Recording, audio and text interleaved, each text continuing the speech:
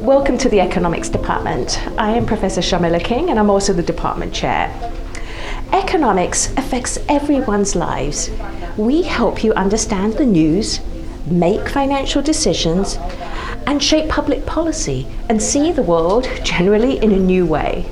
Studying economics have given me a tremendous insight to how the economy works, and more specifically, how to apply economic theory to real-world examples. Classes I've taken so far explore and break down current happenings in the economy, and there are many opportunities to connect data and theory to the real world. We are a small and friendly department in the College of the Pacific, so you really get to know all of your professors and classmates well.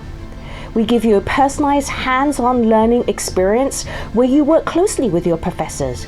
We are here to help you succeed. We have a student study space in the department and an open door policy, so we are there to guide you through your entire 4 years at Pacific.